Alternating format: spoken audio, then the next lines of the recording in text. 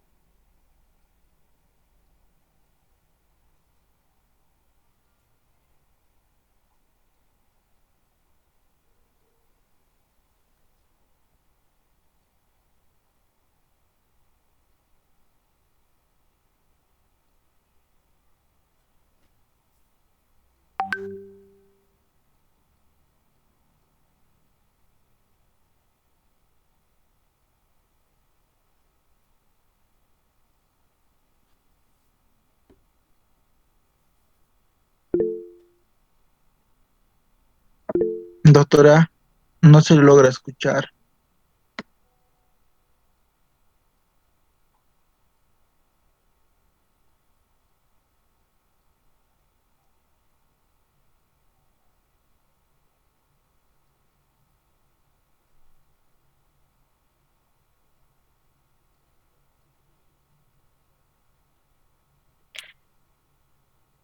Eric, no nos está escuchando la doctora. Quizás si le llamas,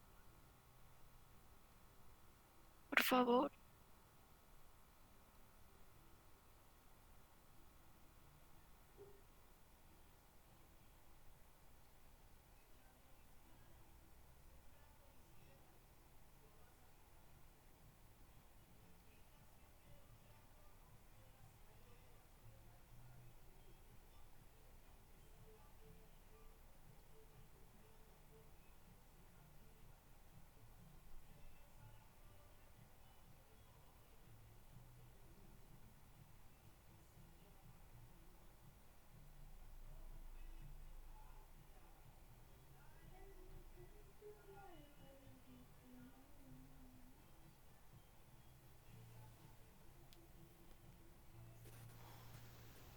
Ya. Bueno, gracias. Vamos a de nuevo.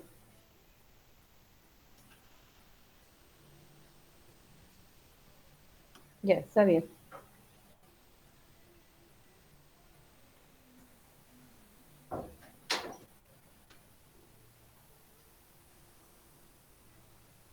Bueno.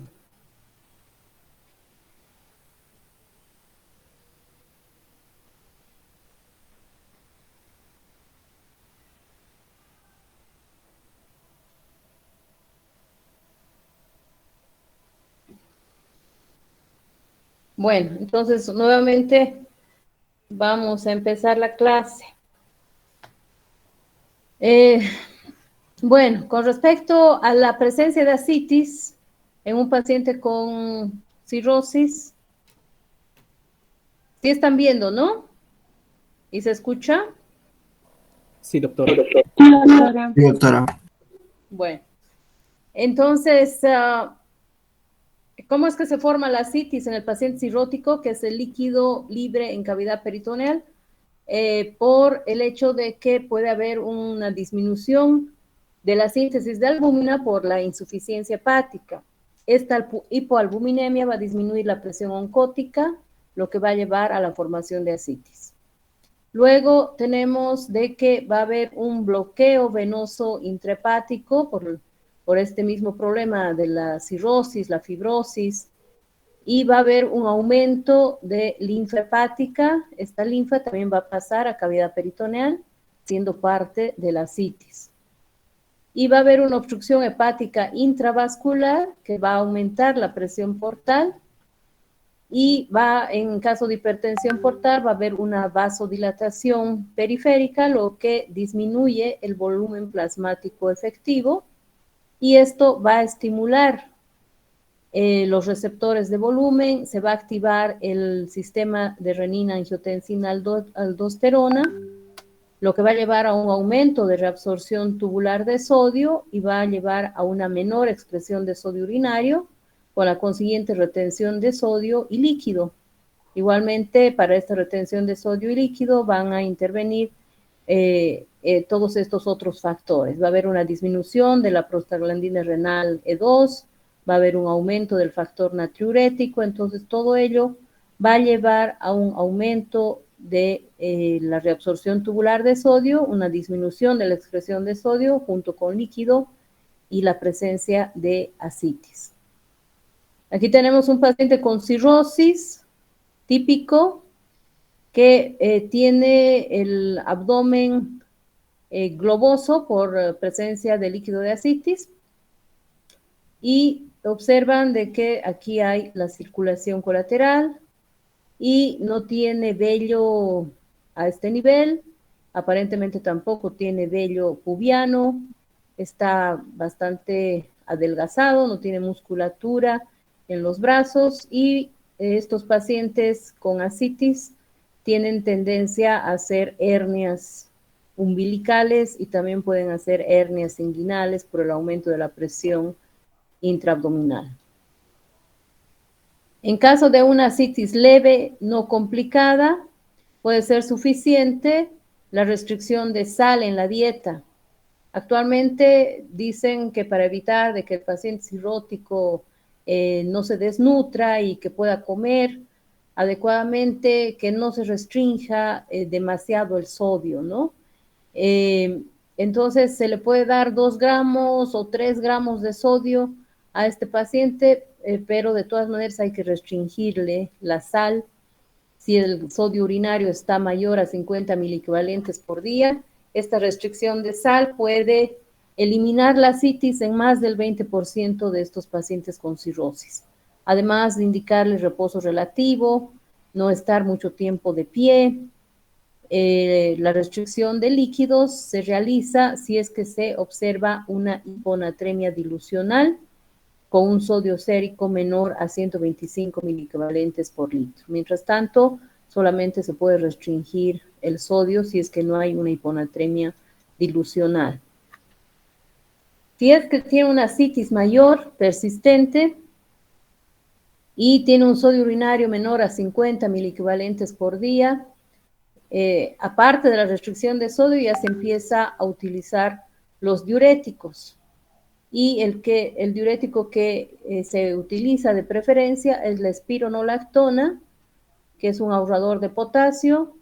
Se puede iniciar con 100 miligramos al día y según la respuesta se va a ir aumentando la dosis.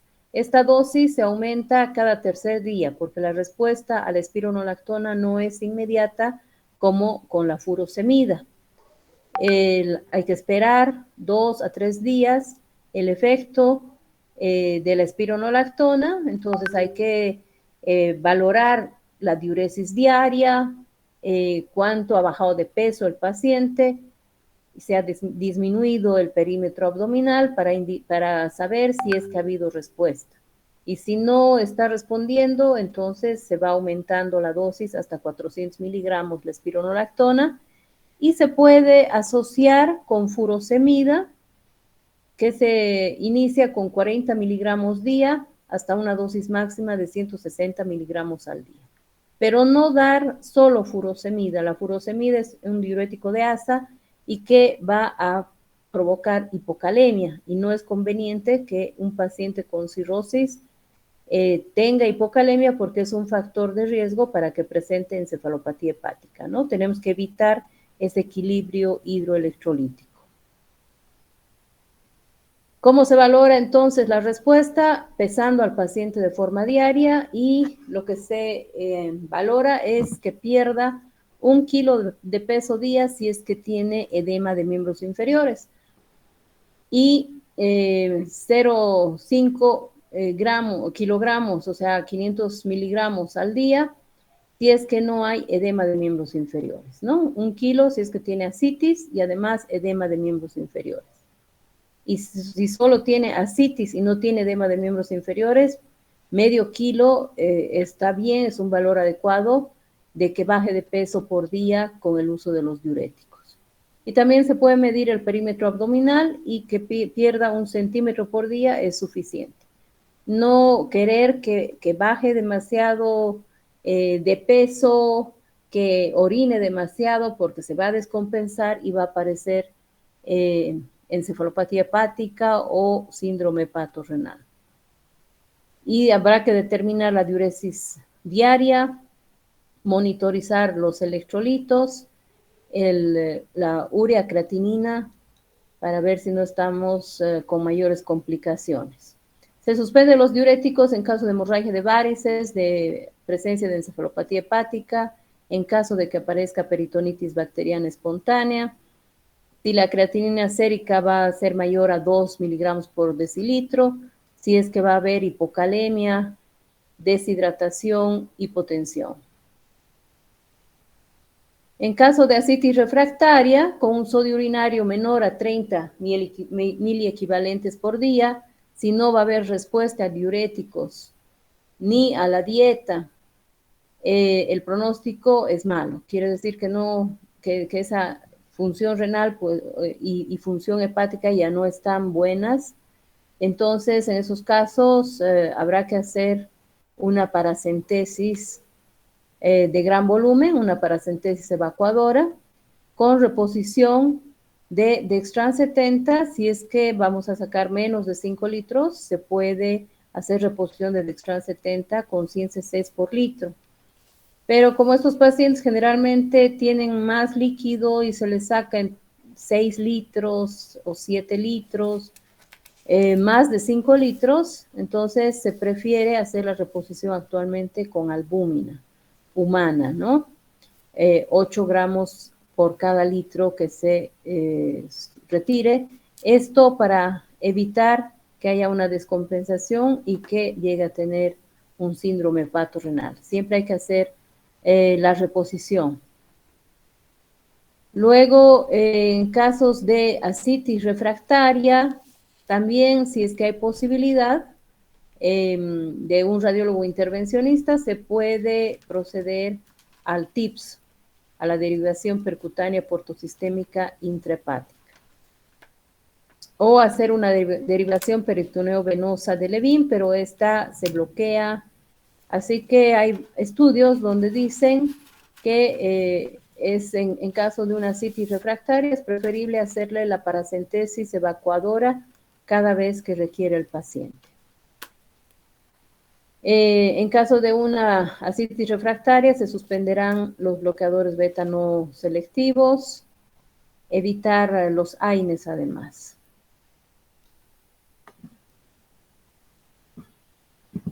Entonces, otra complicación es la presencia de varices esofágicas y el sangrado por las mismas. Por lo tanto, en todo paciente en el que se sospeche cirrosis, se tiene que realizar una endoscopía para ver si ya tiene varices.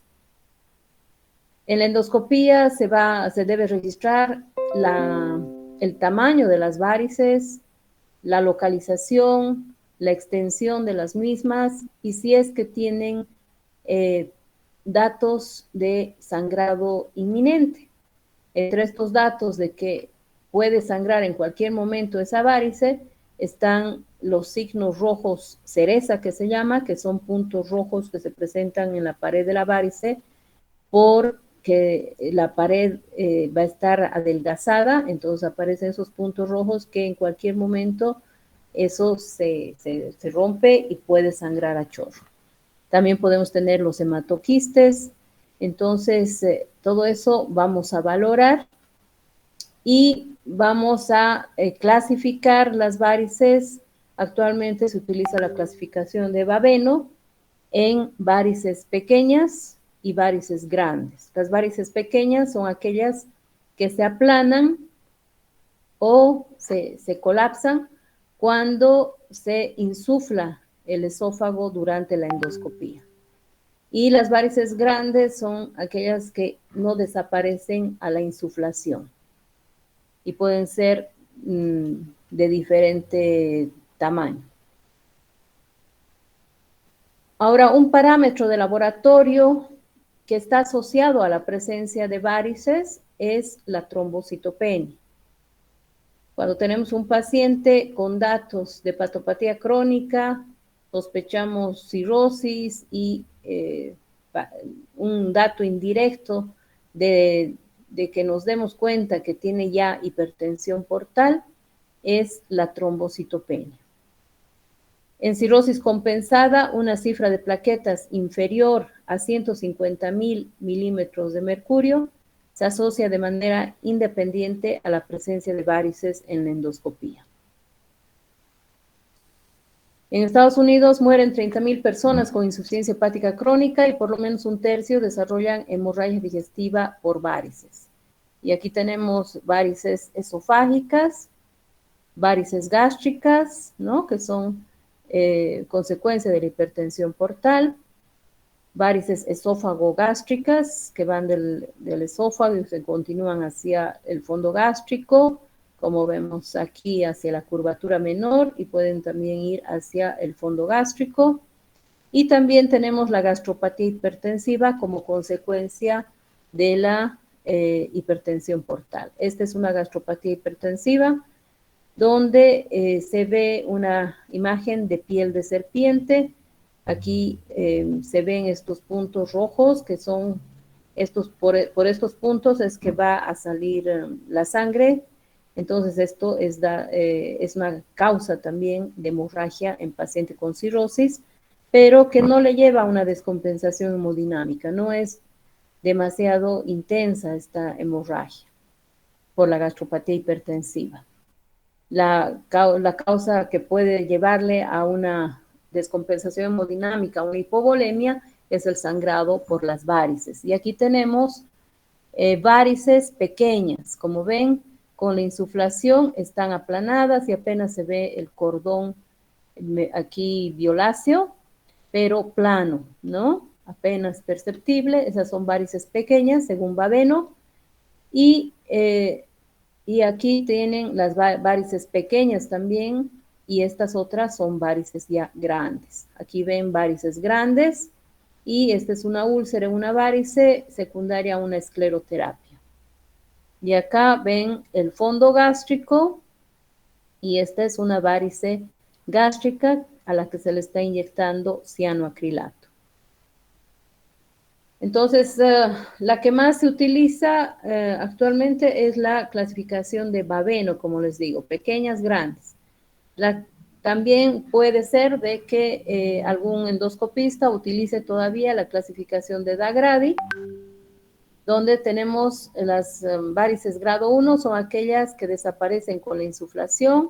Las grado 2 son aquellas que todavía se notan en la superficie del esófago, son rectas con un diámetro menor a 5 milímetros. Grado 3 son las varices que protruyen en la luz y tienen un diámetro de más de 5 milímetros, ¿no? Y la grado 4 son aquellas que están prominentes y que se topan una con otra, como hemos visto en esa varice que tenía una úlcera. Son tortuosas y se topan una con otra.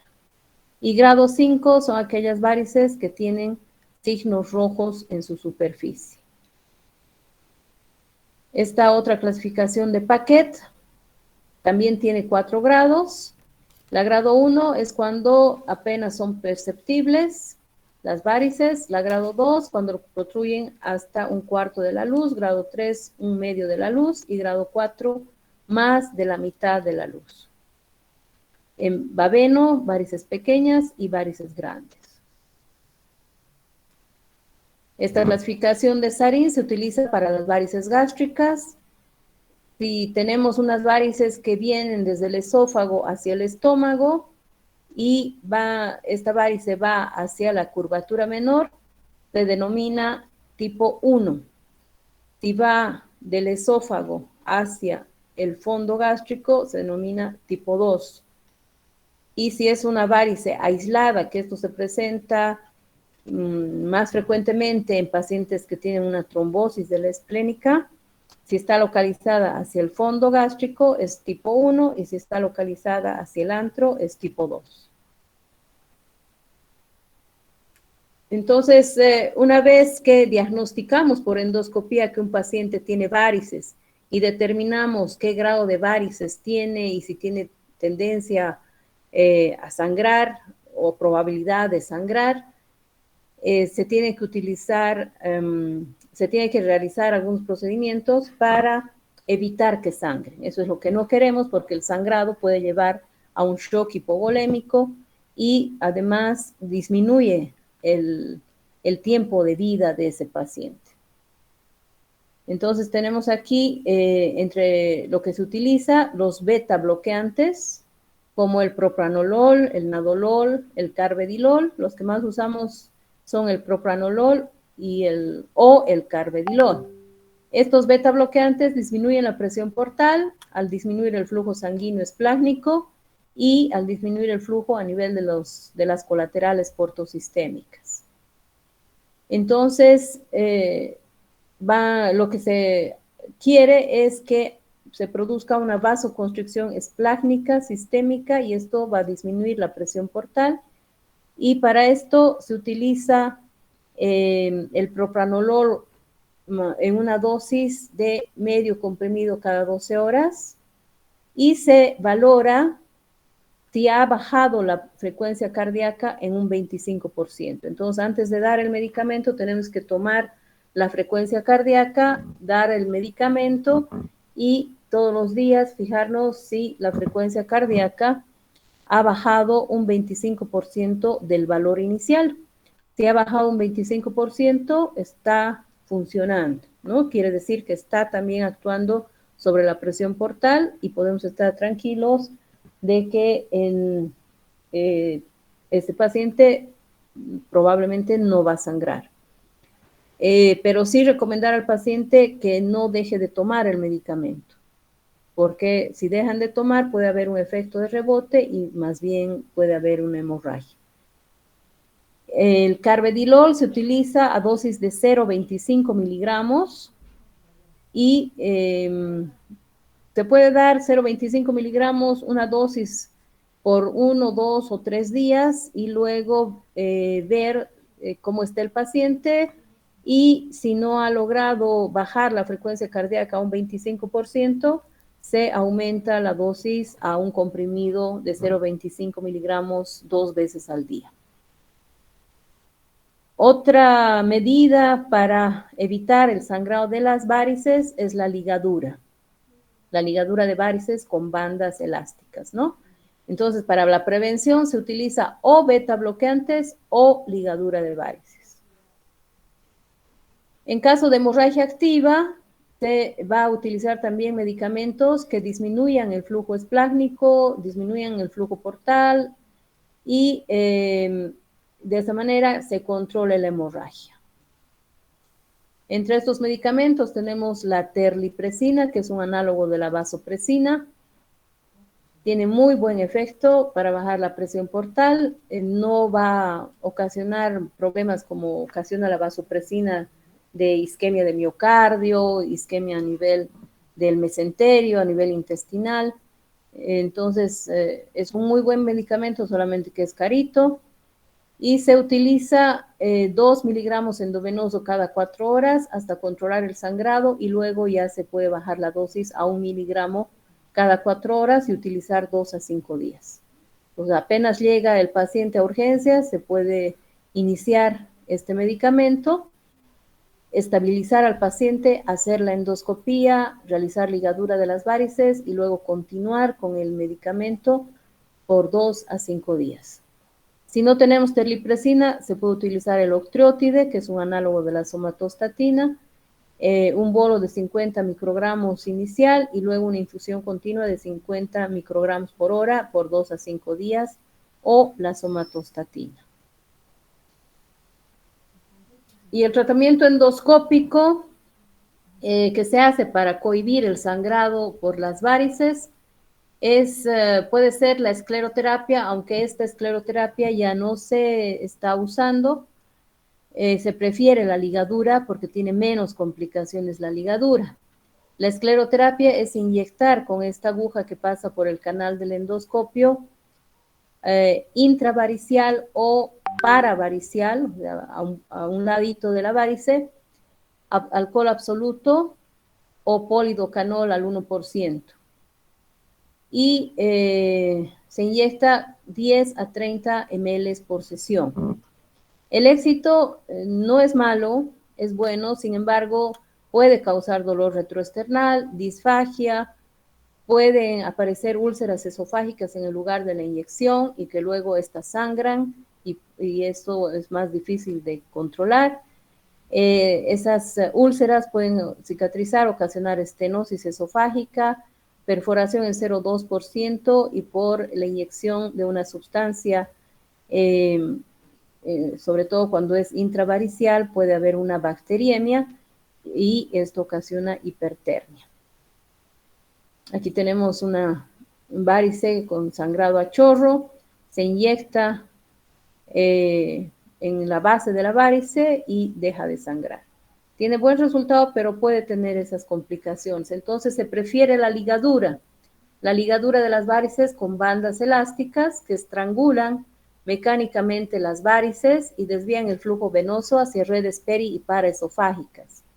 Aquí ven que este capuchón se pone en la punta del endoscopio con las ligas, se acerca a la varice, se succiona y se suelta la liga con un mecanismo que uno maneja afuera, y esa liga va a estrangular la varice y luego esta varice va a necrosarse, va a caer y queda la mucosa normal, ¿no? Va a quedar bien. Tiene un éxito de 97% y se pueden colocar 5 a 8 bandas por sesión. Como ven, hay varias bandas, entonces una por una se va colocando en diferentes cordones varicosos y muy rara vez va a aparecer una úlcera en alguno de estos, de donde se coloque. Tiene muy buenos resultados, produce un poquito de dolor retroesternal en algunos pacientes, pero en general funciona muy bien. Es el tratamiento endoscópico de elección para varices esofágicas sangrantes y también se utiliza para erradicar.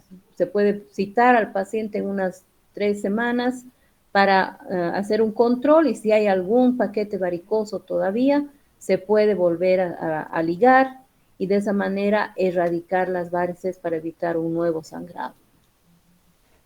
En caso de que después de hacer el procedimiento volviera a sangrar el paciente, se puede hacer un taponamiento con un balón de Sengstaken-Blaymore que tiene un balón esofágico largo y tiene un balón gástrico.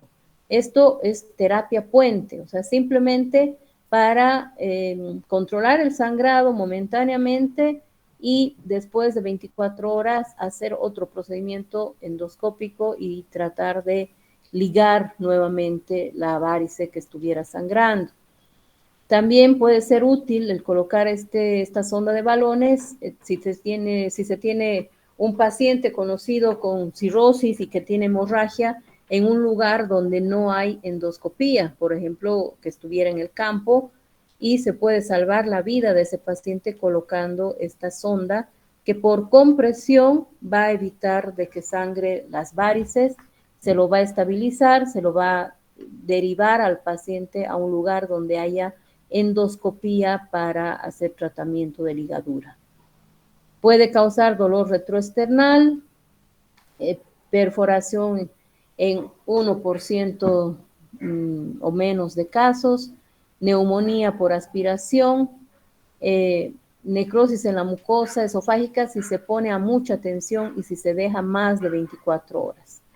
Se tiene que insuflar este balón esofágico a 35 milímetros de mercurio y el balón gástrico se insufla con 200 ml de agua que se va a introducir por uno de estos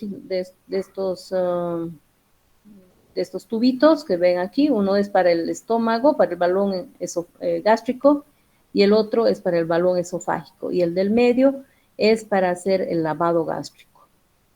Entonces, se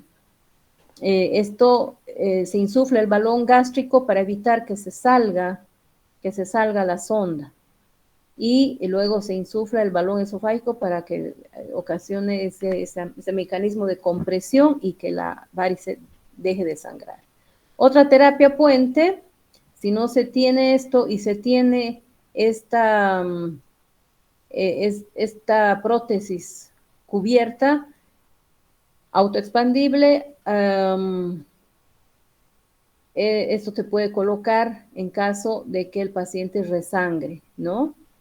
Es una terapia puente igualmente para luego hacer la endoscopia y hacer la ligadura. Es una prótesis cubierta que se va a colocar en el esófago distal bajo guía endoscópica como una terapia de rescate para cohibir la hemorragia refractaria de varices. Y si no se puede realizar otra vez ligadura y el paciente sigue sangrando de las varices, no ha respondido al tratamiento médico ni a la ligadura, entonces se tiene este procedimiento, que es el TIPS o DPPI, la derivación portosistémica percutánea intrahepática, que bajo guía fluoroscópica se va a llegar a la vena hepática a través de la yugular interna derecha y se va a pasar una aguja por el parénquima hepático a vena porta, se dilata el tracto y se va a colocar una cánula, un stent autoexpandible para conseguir un gradiente de presión menor de 10 milímetros de mercurio entre la porta y la vena hepática. Esto hace un radiólogo intervencionista. Pone este stent entre la vena porta y la vena hepática a través de la yugular.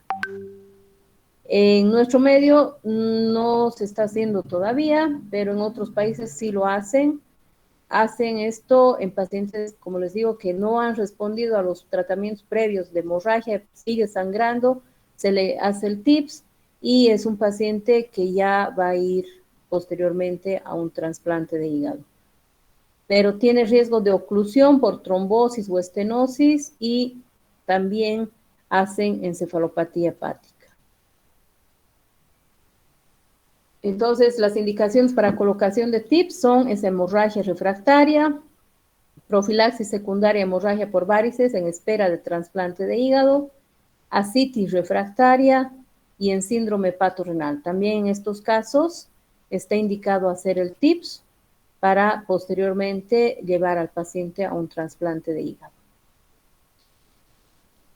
En última instancia, tratamiento quirúrgico, hacer una derivación, y la derivación que se prefiere es la derivación esplenorenal distal que ocasiona menos encefalopatía hepática. La derivación portocava va a ocasionar encefalopatía crónica. Para evitar nuevos episodios de hemorragia, una vez que se ha controlado el cuadro agudo y evitar un segundo episodio de hemorragia, está indicado hacer la erradicación de las varices mediante ligadura, pero además darle carvedilol. Para el primer evento de hemorragia es el carvedilol o propranolol o ligadura, ¿no? Para el primer evento, pero para la prevención de eventos recurrentes de hemorragia se hacen las dos cosas. Se liga, se erradica las varices, pero además ese paciente tiene que tomar todos los días propranolol o carvedilol.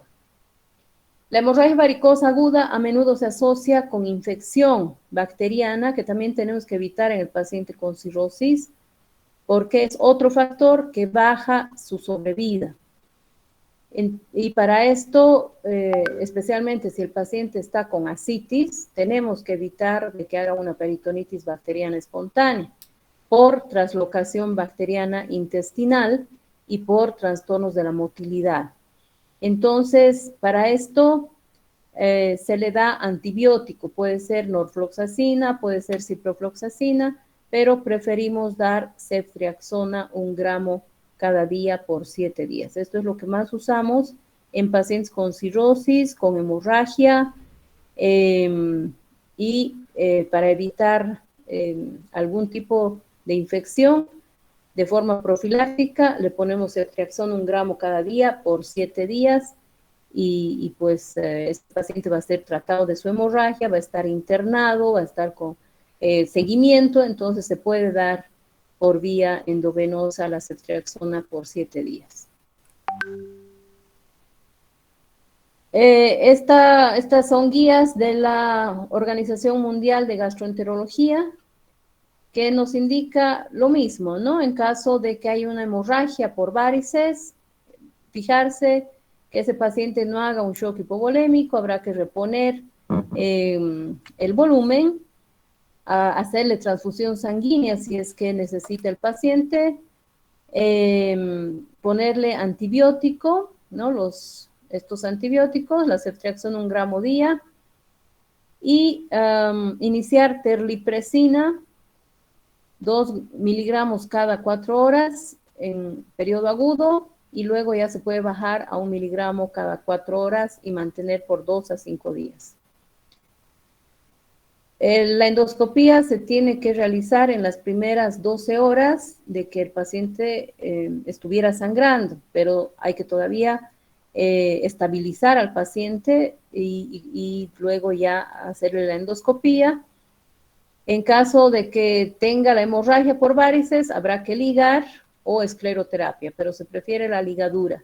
Si recidivara y es incontrolable el TIPS. Y si es incontrolable, mientras se espera el TIPS o la terapia endoscópica, se puede utilizar la sonda de Sengstack en Blakemore o el stent autoexpandible como medida transitoria para ganar tiempo durante máximo 24 horas. Igualmente, aquí sangrado por varices, endoscopía, si son esofágicas, la ligadura y fármacos, ¿no? La terlipresina por 5 días.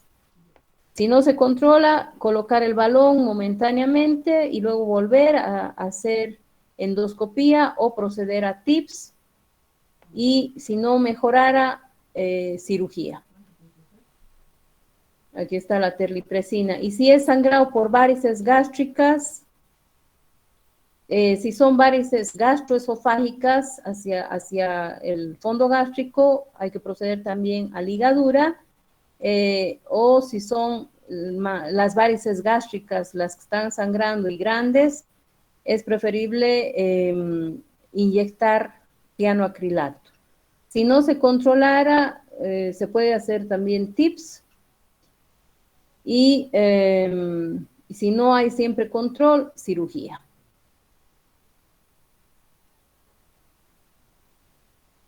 En caso de que se realice una endoscopía para cribado, para saber si ese paciente con cirrosis tiene varices y no se encuentra varices, la siguiente endoscopía para ver si ha hecho varices se realiza en 2 a 3 años.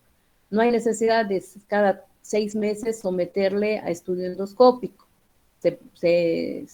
Las guías de la Organización Mundial de Gastroenterología nos dice que en 2 a 3 años repitamos la endoscopía para ver si ya hizo varices.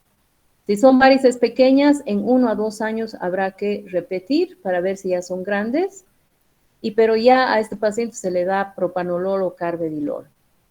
En caso de varices medianas o grandes, sin hemorragia, se le da beta bloqueantes o se le liga, si es que no toleran los beta bloqueantes. Y en caso de hemorragia varicosa, se le da la terlipresina más ligadura, y para evitar la recidiva, ligadura más beta bloqueantes. Con respecto a las varices gástricas, el consenso de Baveno 6 indica que el mejor tratamiento para las varices gástricas es la inyección de cianoacrilato antes de que sangren y también durante la hemorragia. Eso es lo que es el mejor tratamiento para las varices gástricas. Con respecto a la peritonitis bacteriana espontánea, es la infección del líquido de ascitis en ausencia de focos infecciosos intraabdominales. Los gérmenes van a pasar por translocación bacteriana, es la migración transmural del intestino hacia el líquido de ascitis, pueden ir por vía hematógena o linfática, o de lugares más distales donde exista algún tipo de infección, pueden llegar hacia el líquido de ascitis.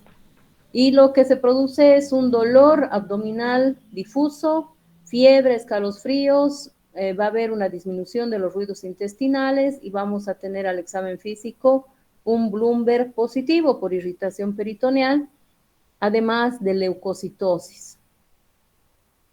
Entonces, el diagnóstico lo vamos a hacer o vamos a sospechar peritonitis bacteriana espontánea por ser un paciente con cirrosis, ascitis, con dolor abdominal, fiebre y leucocitosis con un Bloomberg positivo, además de que va a haber alteración, un empeoramiento de la función hepática, puede ocasionar esta peritonitis bacteriana encefalopatía hepática o pueden estos pacientes ir a un síndrome hepatorrenal. Es de muy mal pronóstico que un paciente cirrótico llegue a tener una peritonitis bacteriana espontánea. ¿Y cómo se confirma el diagnóstico? Haciendo una paracentesis diagnóstica y en el líquido de ascitis vamos a encontrar un trasudado con más de 250 células por milímetro cúbico en el citoquímico del líquido de ascitis. Nos van a informar de que tiene más de 250 células por milímetro cúbico y con predominio de polimorfonucleares. Este dato es el que nos indica en el citoquímico de que este líquido de ascitis está infectado. El citoquímico nos entregan en 1 hora. Entonces se hace la punción en el fosa ilíaca izquierda en un punto similar al punto de McBurney, previa asepsia, antisepsia, con guantes estériles, cuidando mucho esto, y se envía al laboratorio una muestra de líquido de ascitis. En 1 hora ya va a estar el citoquímico y nos van a dar este resultado. Si es que tiene esta cantidad de células, es una peritonitis bacteriana espontánea y ya tenemos que iniciar antibiótico. Y el cultivo de ese líquido de ascitis, otra muestra, se manda a cultivo. Esto va a tardar unos 3 días y en 30% puede ser negativo, pero si sale positivo, si es una peritonitis bacteriana espontánea instalada, los gérmenes son provenientes del intestino. El germen más frecuente que se va a encontrar es la Escherichia coli. Y el tratamiento es con cefotaxima, 2 gramos cada 8 horas endovenoso, o ciprofloxacina, 200 miligramos cada 12 horas endovenoso por 10 días. Entonces, con el citoquímico ya podemos iniciar esta antibiótico terapia. Se aconseja que se inicie lo más pronto posible para evitar evolución mala en el paciente. La insuficiencia renal se desarrolla en el 30 a 40% en peritonitis bacteriana espontánea y tiene alta mortalidad. El riesgo puede disminuir con una infusión de albúmina endovenosa, entonces también se aconseja que en la peritonitis bacteriana espontánea, aparte del antibiótico, se le inicie albúmina a ese paciente. Se le tiene que dar una infusión de albúmina, 1.5 gramos por kilogramo de peso corporal, dentro de las 6 horas posteriores al diagnóstico y luego 1 gramo por kilogramo de peso corporal hasta el 3er día. La infusión de albúmina debe administrarse si la creatinina es mayor a 1 miligramo por decilitro y el nitrógeno ureico en sangre es mayor a 30 miligramos o la bilirrubina total es mayor a 4 miligramos. Estos pacientes que hacen peritonitis bacteriana ya son pacientes con una insuficiencia hepática avanzada. La mayor parte de ellos son Child-Pugh-C, entonces tienen este tipo de alteraciones, ¿no? Bilirrubinas elevadas, la creatinina va a estar un poco alta, nitrógeno ureico va a estar un poco elevado, entonces es mejor cuando uno tiene un paciente con peritonitis bacteriana espontánea, aparte del antibiótico, darle nomás infusión de albúmina.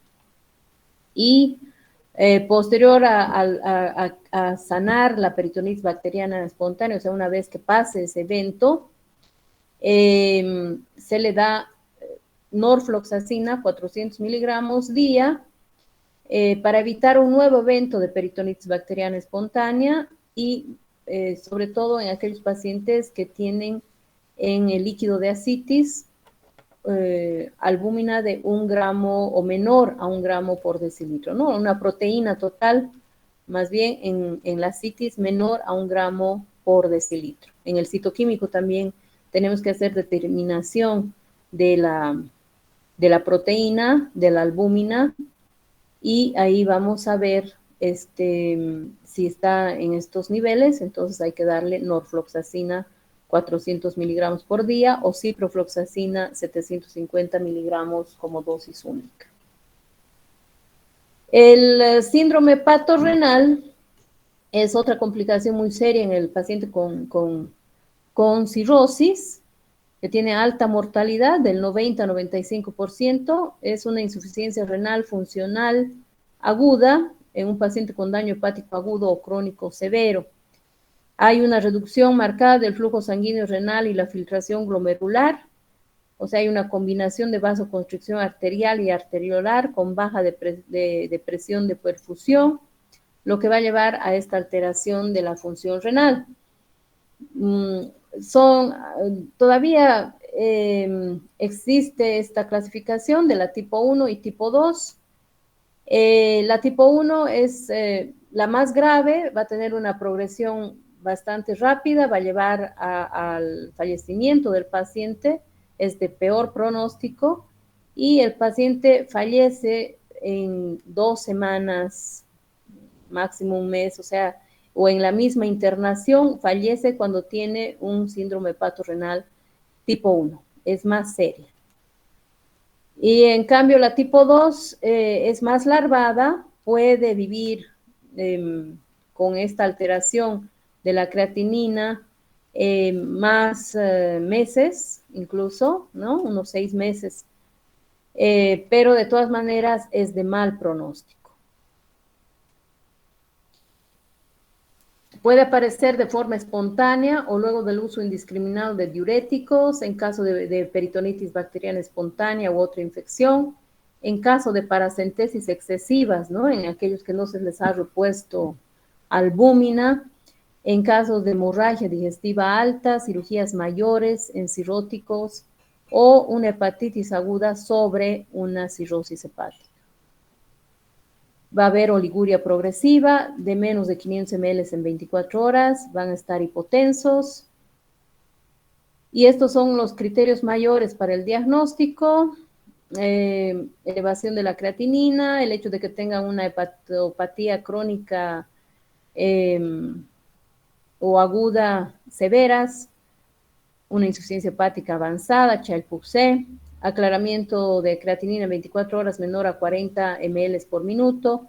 Habrá que descartar otras causas de insuficiencia renal y también descartar por ecografía alguna enfermedad obstructiva de vías biliares o alguna enfermedad renal crónica.